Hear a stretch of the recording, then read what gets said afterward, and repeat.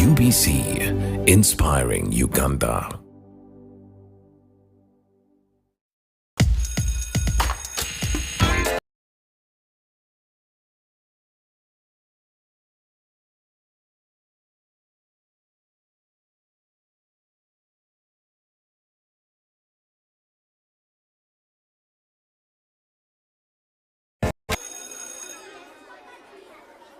A school is a community that consists of children, parents, teachers, and of course the government. That is because the bringing up of a child involves both the parents and the teachers. Now, speaking about this, there is a saying that goes that the first school is home, where of course the parents take the responsibility of nurturing their children, and then after that, a school is a home far away from home, or a home away from home, where the teachers also take their role and responsibility of nurturing and grooming the children academically in different ways, and of course giving them different life skills. Now today we are here at Global Junior School Mukono, where there is a parent-teacher meeting taking place. Now we are going to find out exactly what takes place in this meeting and what the importance of this meeting is for the parents and the teachers and the relationship between the parents and the teachers as a school. My name is Amuge Victoria, and you are welcome to the Education Forum, a show that digests the trends and development in the education sector. Stay tuned.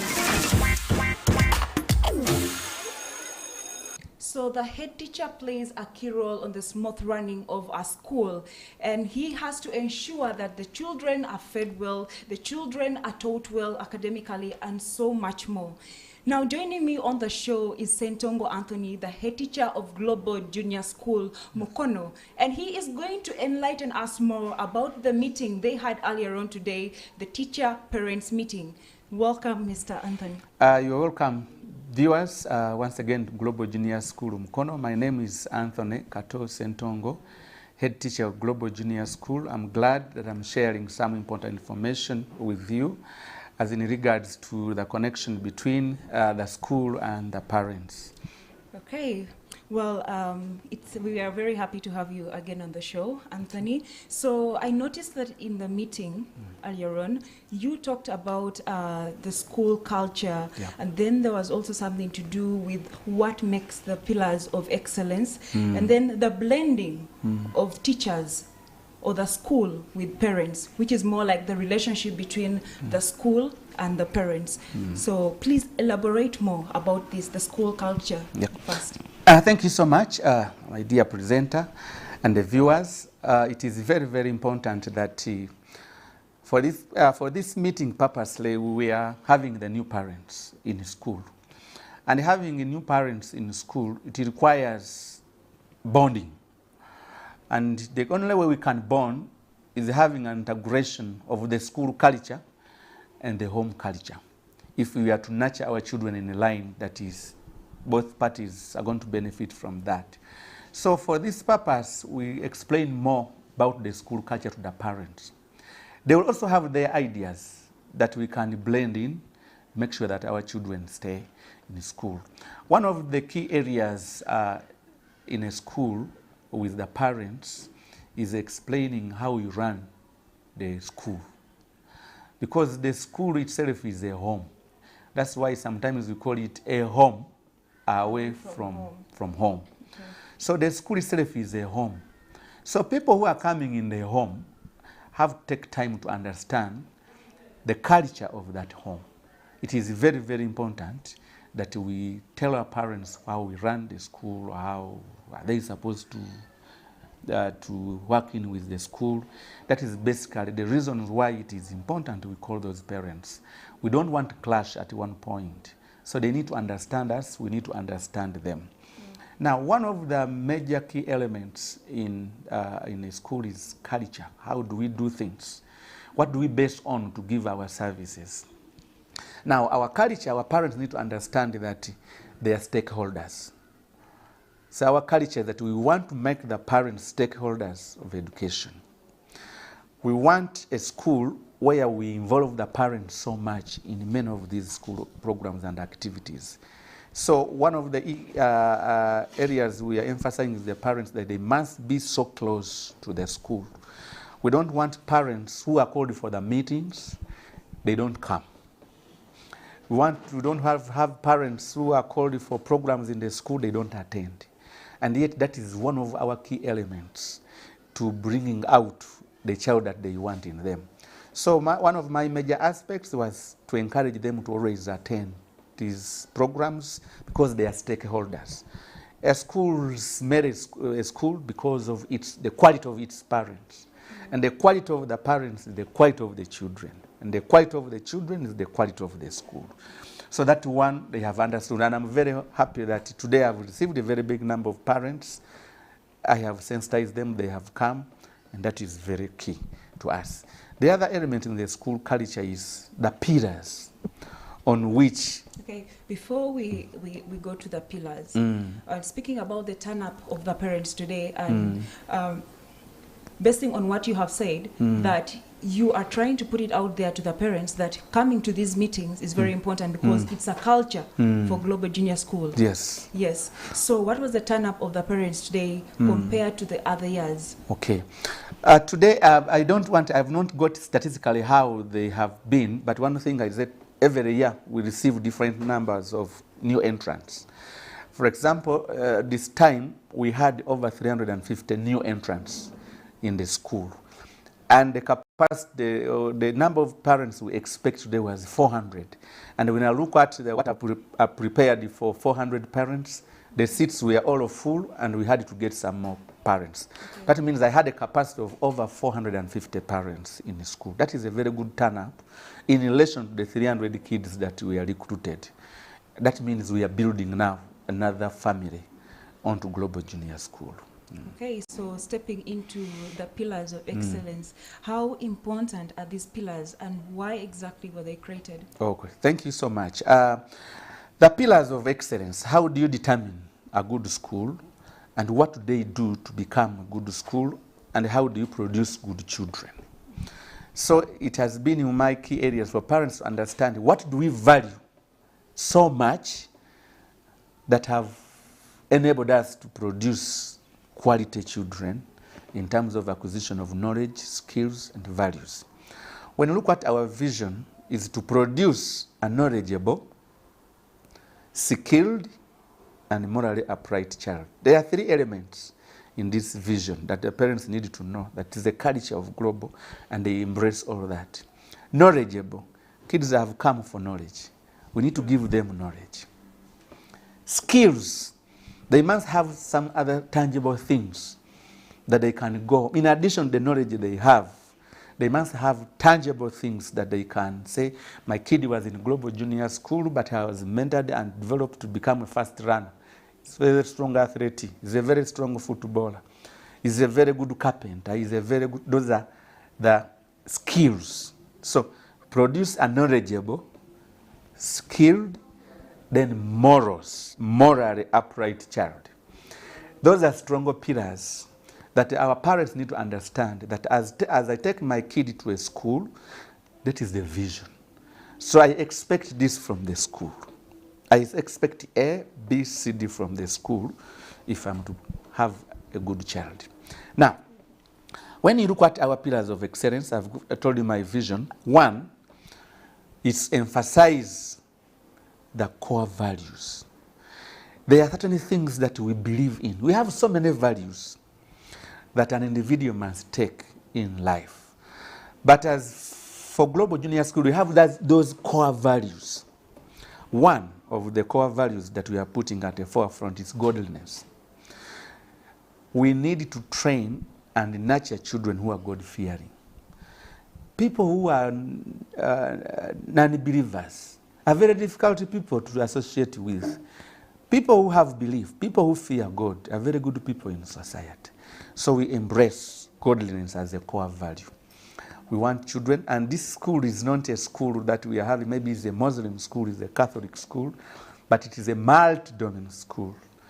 We value the Catholics, we value the Anglicans, we value the Muslims, we have the Seventh Days, and that one. Every day, before lessons, we must have prayers for all children. Why? The fear of the Lord is the beginning of every success someone can achieve in life.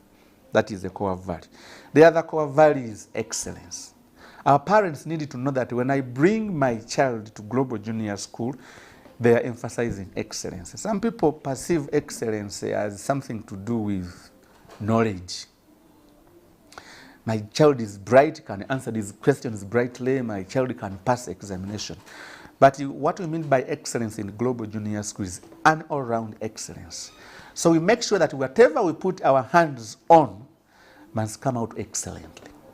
If we are setting up an environment for children to learn, we must look for the best environment for children to learn. If we are talking about the welfare of children, it must be the best welfare any child can achieve. If you are talking about smartness, orderliness in the school in a child, we need to put everything we put our hands on. We want to believe that everything we do is excellence.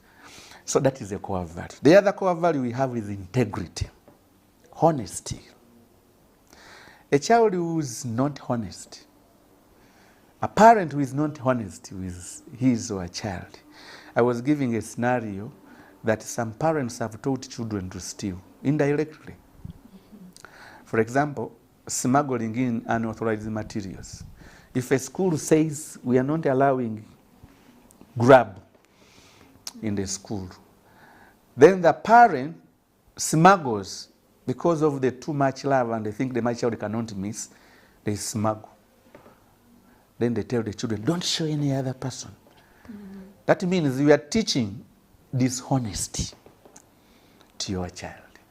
And that one is very key to us. We train all that. That is a core value. The other core value we have is responsibility. Responsibility has to be nurtured. We have seen a number of people who are not responsible enough. People have been entrusted with projects, but are not responsible enough to take care of the responsibility that has been given to them. So that one is very key for us. We nurture. And this is the very big stage for us to nurture such kids. So one of the pillars of excellence is emphasis on the school culture through the core values. Those are core values. Then the other thing that we are looking at so much in building a foundation and as a school culture is embedding the life skills during the teaching learning process. A child who is so well educated without life skills, then the education has been like someone planting seeds on a rock. Okay, talking about these life skills, what are some of these life skills you mean exactly?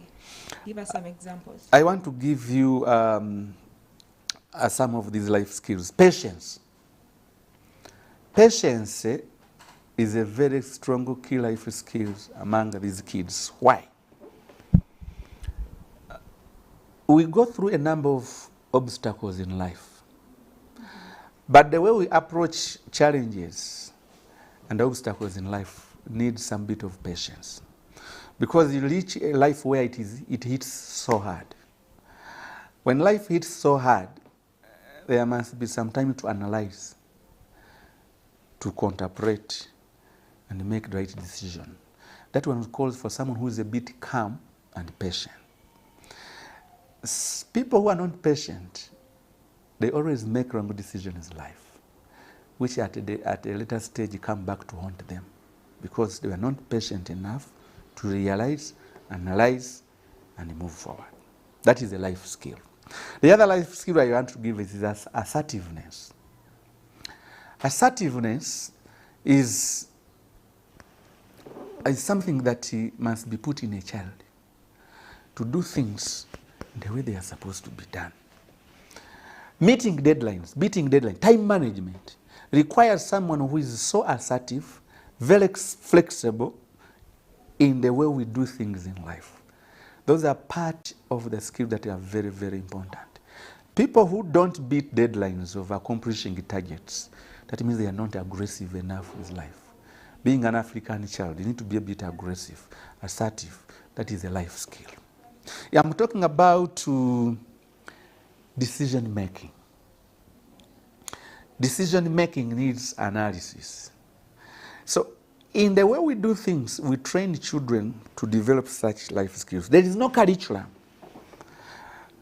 that you are going to put there. Now I'm teaching children to critical think. Critical thinking is a life skill. But what are those factors you put in place for children to critically think, analyze, and move forward? However bright you might be, resilience. People must know how to hustle in life, and we put it in children. Parents want to put so life easier for their children. They don't want to see them suffering to do them work. Children see they are walking sluggishly. No, that is so a bit queer. However much knowledge you have and you cannot put resilience, critical thinking, analysis into your life, then the education doesn't count to whatever. Communication, effective communication. If you have knowledge that you cannot communicate, that you cannot put in practice, how do you sell your knowledge to people? People have knowledge, but they cannot sell the knowledge they have to people. There are certain aspects we put communication. How do you persuade? How do you do that? And whenever you are teaching such, you must put all those into consideration. Okay. Now, also considering the fact that you've talked about the skills like patience, resilience, assertiveness, and of course the other pillars that we also talked about. Now, the first home for a child, the first school for a child is home. Good. Because good. a child is nurtured from home by their parents, brought up by their parents. Okay. And then when they come to a school, it is also another level of nurturing. So when children are home, there means there also has to be rules and regulations and a curriculum that the children follow. Now, the fact that you are carrying out meetings like these ones with the parents, how do you ensure or find out that the parents are playing their role as parents at home, making sure that their children are safe, that they have curriculum, rules and regulations they follow? Because when children are home, like for holidays, they have a number of things that they do. So what is the normal day for a child supposed to be like at home? Thank you so much. That is a very big element that some parents tend to ignore. As I communicated earlier, and I've been always telling the parents, the first school is their home. We receive kids starting from the age of 3 years. Now, a kid who comes to school, before we impart in these other skills and knowledge, they will have to have a foundation. Yeah. We don't need to have a child who is blank, that we are beginning to build life. I want to give you some of the elements of homeschooling. 1, orderliness. Parents must create order in their homes, right from when you are breastfeeding your kid as a mother. By creating routine, because a school works with a timetable and a program. The program must be suitable for children. Children must be fit. A child who comes from home without routine is a very difficult child to teach. Who provides the routine? The parents. A child of 3 years, when he or she wakes up in the morning, needs to know there are certain things I'm supposed to do. And must greet my parents. When you talk about a child, greet the teacher, it has come from home. Because at home, the kid has been greeting. We are talking about time for prayer at school. The kid has been praying. At what time? In the morning when I wake up, I pray, I greet my parents, I wash. There are certain things children must do as a routine. That is orderliness in the child. I was giving an example that nursery children, may I give them interviews, then I give results to the parents. A child of 3 years, for me, when you bring your child in my office, at 3 years, the interview has begun from there. Greetings, how are you? I change the language. Something like that, because you are beginning life. Now, when I see a child who does not concentrate on me, who runs the other side, jumps on somebody's table, the parent has lacked a lesson at home, order and a routine. Then the other thing that we need to do is respect. And the domestic violence has created the children who don't respect school rules and regulations, because it is what they go through at home. When they see someone slapping a friend, that is the very kid who will come and slap a colleague at school, a friend. The parents must create a situation that these kids have respect, love, care for the people that they are staying with. When that child comes to school, is a very superb person, because that is how the kid has been moving. But when a child sees parents fighting, They fight back. they will fight back. If they see a parent abusing, they will come and abuse. And that child is very difficult to put in knowledge because he lacks the basics. That is a curriculum. Then the other thing that we are supposed to put, we need to prepare the physical well-being of these kids from home by engaging them into activities. Because the strength of the body is the strength of the mind.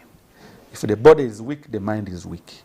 So they must be nurtured to do certain work that makes their physical being so interesting. Why? We are making the brain. The brain sits in a very fit.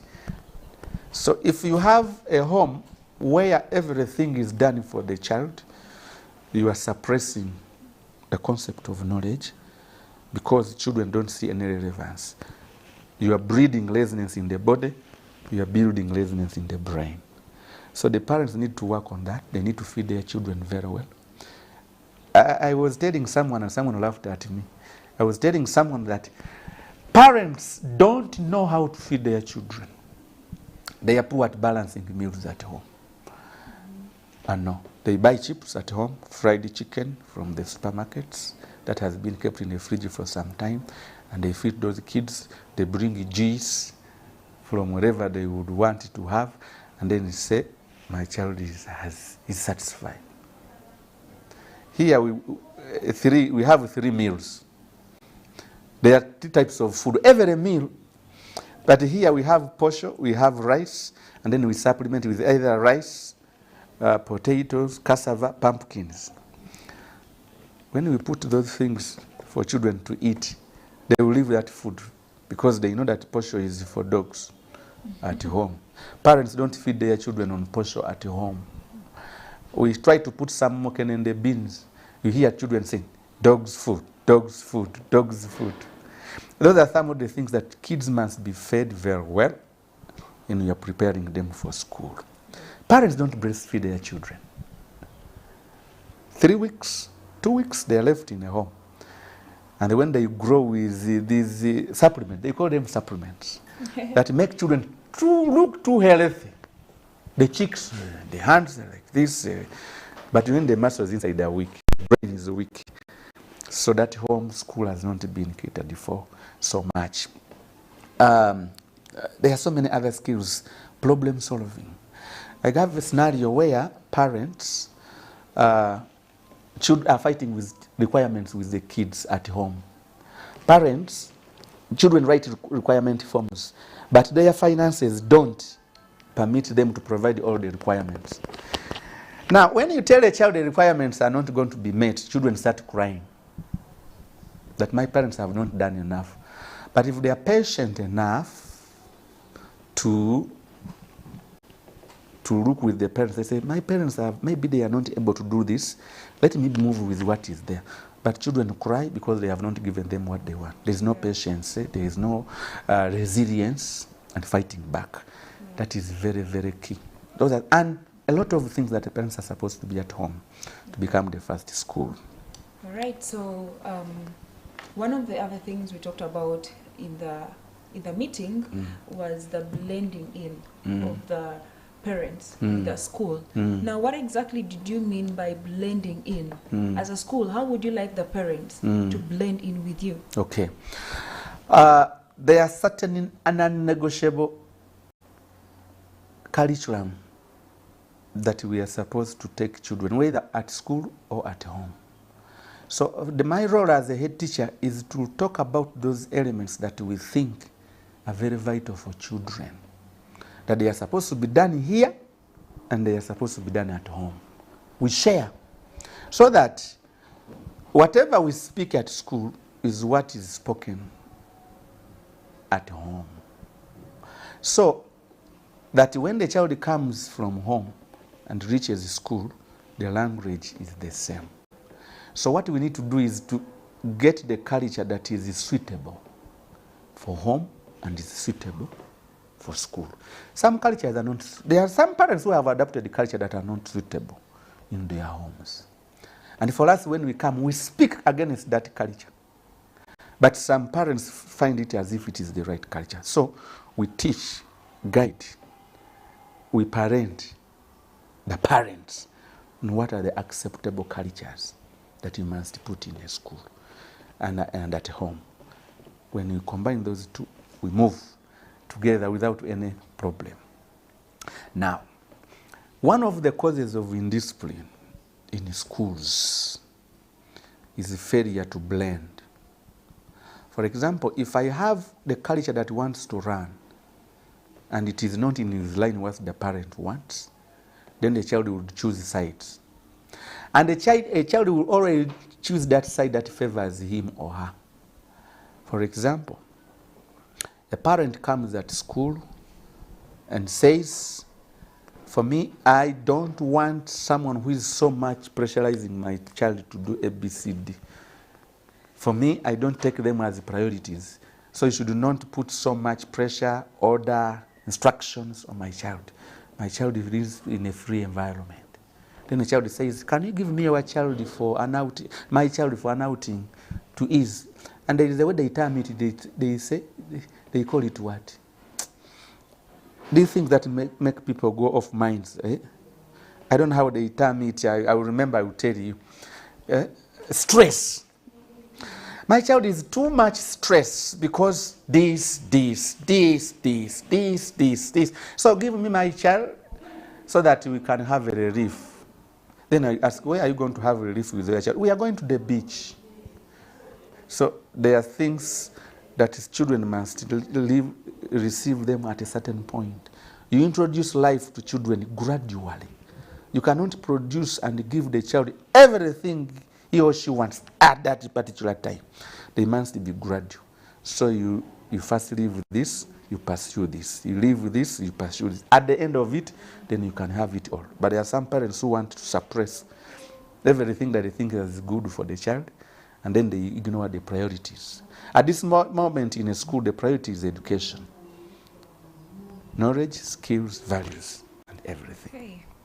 Well, thank you very much, Anthony, for those words of inspiration and a lot of knowledge that you have there. Well, your role as a head teacher, obviously, is a very big one. And yes, you play a key role in the smooth running of the school. And yes, we wish you all the best as you do that. Thank you.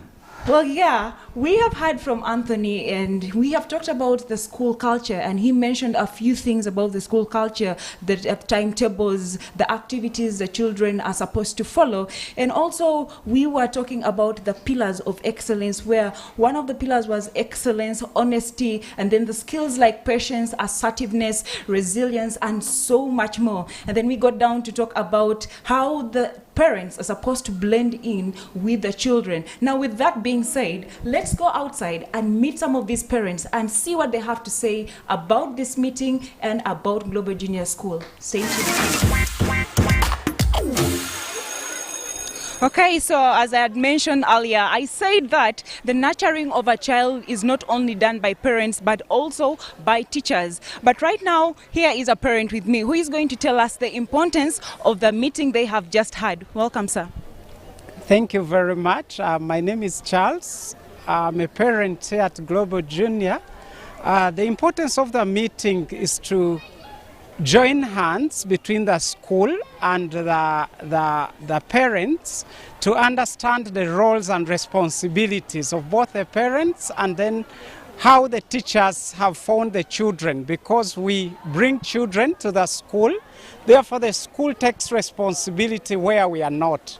So how they find the children, because they play both the nurturing and the nurturing of the children, because they look at their character versus the formal education they want to impart as knowledge for the children.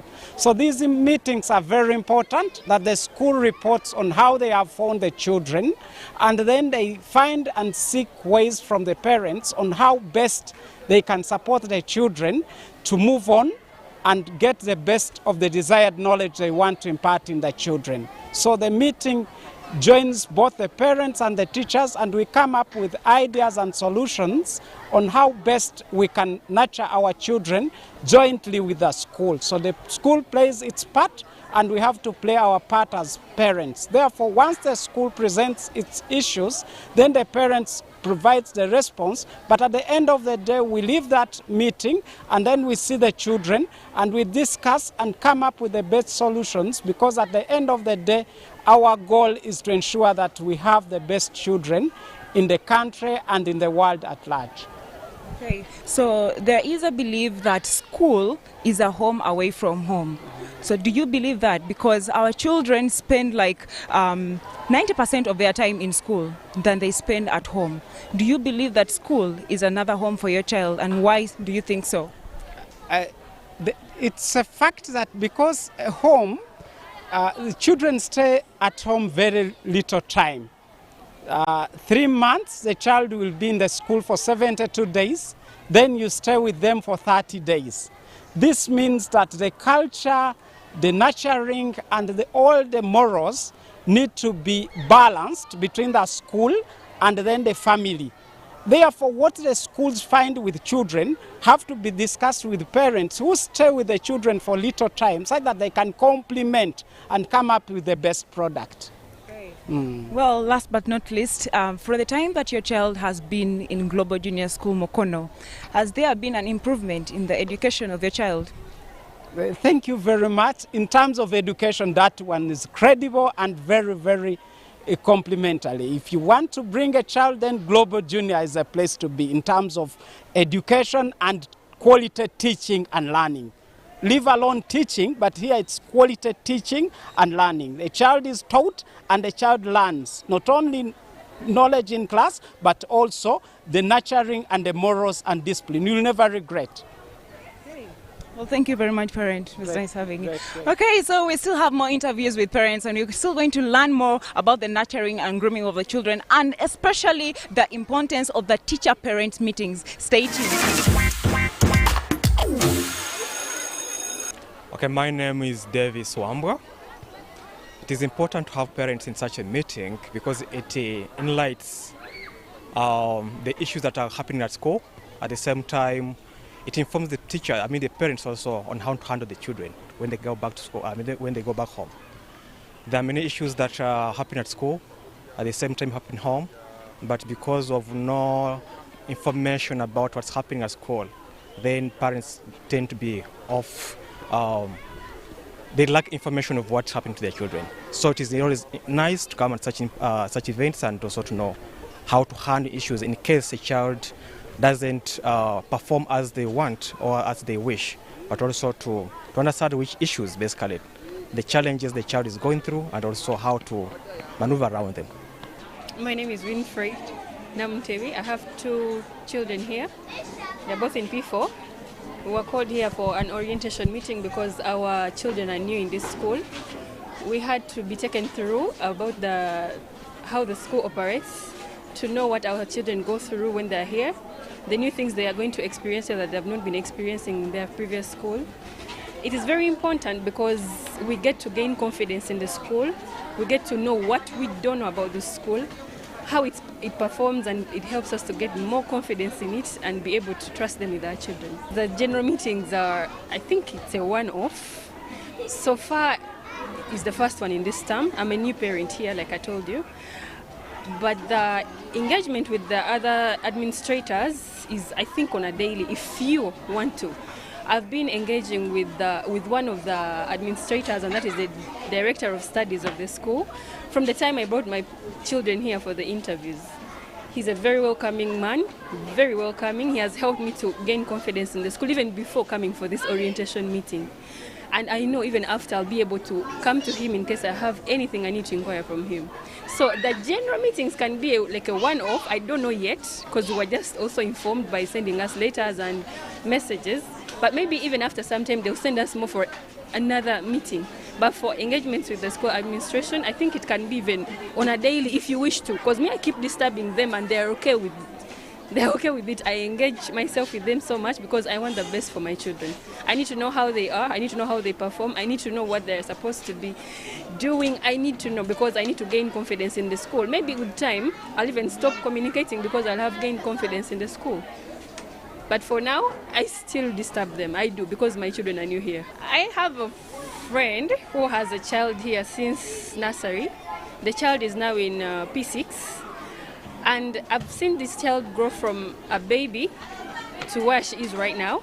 But the way she has changed from where she was to now, it is so good. The way she is right now, if you're a parent of that child, you can feel proud. The girl is so confident. She's now having self-esteem, which is a very good thing. Very confident. She knows how to express herself, which wasn't the case before. So that friend of mine advised me to bring my children here because I needed a better school. I can't say the school where they were is very bad, but I needed something better. Something that was going to bring up the children's esteem and the confidence. It is actually just 3 weeks since the term began, but I'm already proud. Yes, the meeting was about introducing the new parents to Global Junior School. That is basically what is done every year when new entrants join the school. Well, a lot was said during the meeting, but among the key issues was the issue of discipline. That was one of the major issues. Then also how the school is progressing academically, how the school is managing the issues of dealing with the different aspects of children's indiscipline, how the school deals with feeding children, and very many other issues. My name is Elizabeth Agogong. I'm a new parent here. I have 2 children. One is in this class, P5, and then another one is in P2. We've just concluded an orientation program for parents. My experience and expectation are met. As worried, I thought my child would be dirty and maybe something like that, but my daughter is happy, she's clean, she looks well kept, and the school is really organized.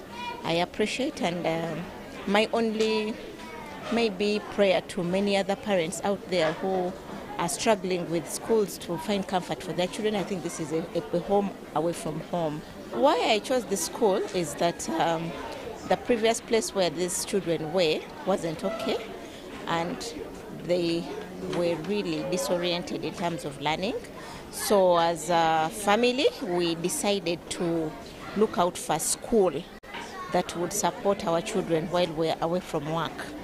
So I think the school has met our expectation. The first day we went to the dormitories, they're okay. The hygiene in the toilets was okay. The food in the dining is okay. And just as I told you, when we left her here, I thought I would find her dirty, maybe sick, but she has met my expectations. She's very clean, healthy, and even the comment from the teacher says the girl is coping well, which is comfort to me. Okay, so a lot was said during the teacher-parent meeting, and some of the things they talked about is the feeding of the children, the nurturing of the children, and also how the parents and teachers get to work hand in hand for the upbringing of the children in school. Now, here with me is a teacher who is going to also tell us the importance of this meeting between the parents and the teachers. Welcome, sir. Thank you.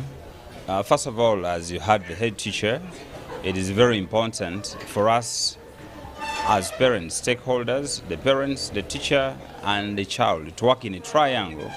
When those 3 parties are together, we see that there's performance of a child. So the parents come in class to check on the performance, to see the progress, how children are writing, organization, and everything. So I've been moving around and I realize a lot of parents that are inspecting these classes, talking to their children, asking a lot of questions. Now, I'm sure there are parents that have come to you as well. Now, what kind of questions do they ask you and what kind of answers do you give to them? What exactly do they want to know? Yeah, in addition to the academics of the children, they'd like to know the lifestyle of the children. How are they coping up with others in class? How is the child doing besides the academic part of it? But the social life of the child, how is he cooperating, how is he relating, the social life of the child. When you look at our environment, it's so educative. As you can see, there are very many other things that, aside putting aside the academics, the environment talks for itself. Yeah. So as a parent, you have all these children in class here, and they say school is a home away from home. Okay, so as a teacher, how do you help in the grooming of these children when they are far away from their parents, or in class in case they had any personal issues, like say counseling, they need counseling sessions, they are depressed, they are stressed, and would love to talk to you as a parent? Thank you. For us here as P7 Sparrow, we have the first thing at our class rules and regulations. We make sure that we follow them, and it is our daily meal actually. It's all about when you make a mistake, we say, which rule are you breaking? So you find that the class, the discipline comes in automatically by following the real principles that we have agreed upon, because these rules are made, I, the teacher, with the children, we agree on what should govern us in class. So with the discipline, it comes automatically once rules are followed. My name is Ogoso Anthony. I'm a teacher of primary 4. The reason why it is good to have parents here is for us to have that bridge there between us, the teachers, the parents, and the kid. And the main reason there is the kid will be brought up in the right way, knowing that what takes place at home and what takes place at school is all right. When the teacher communicates with the parent, it gives the child that knowledge that whatever is taking place is the right thing for life. That's why we have our parents at school once in a while, for that commitment there to bring up the kid in the right way.